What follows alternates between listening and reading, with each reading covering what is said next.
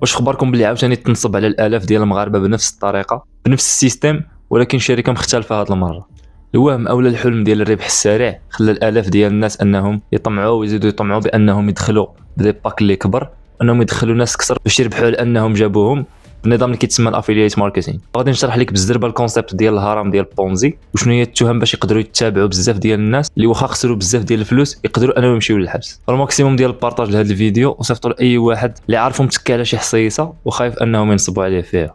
القضيه كتبدا بانك كتدخل في الاول عبر واحد اللين، كتسجل الحساب ديالك، كتدخل فابور، كتبدا كدير واحد المهام اللي كتكون سهله بزاف، كتكليك على دي ليان، كتفرج في اشهارات وكتبدا كتخلص. تقريبا كتكون العموله في النهار ما بين واحد 100 و 120 درهم واللي كتقدر انك تيري. وهنا الشركه كتكون كتبني المصداقيه ديالها والصوره ديالها النقيه في العقل ديالك، مور ما كتولي انت تايق فيها 100% بانه كدير واحد المهام اللي سهله وكيصيفطوا لك الفلوس ديالك كتمشي كتيريها.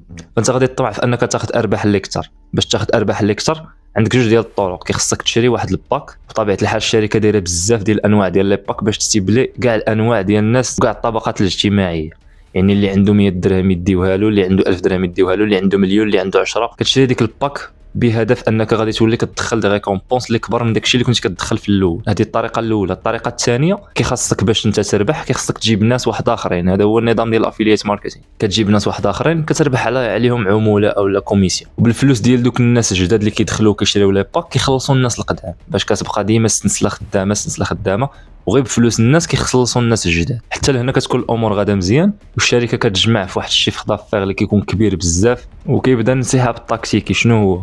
انهم كيبداو كيعطلوا انك دير الغوتري ديالك، انك زعما تيري الفلوس ديالك تجبدها، وكيحاولوا انهم يحفزوك انك تستثمر فلوس اكثر. يعني حتى ديك الارباح اللي كتربح يبقاو لك غير ارقام في لابليكاسيون اللي هما اصلا عباره عن ارقام في لابليكاسيون، لانك ملي كتوصل لواحد النيفو صافي راه ما غيبقاوش يخلصوا. والغوتري ما كيبقاش يومي، كيولي مثلا في 2 سيمانات او لا في شهر.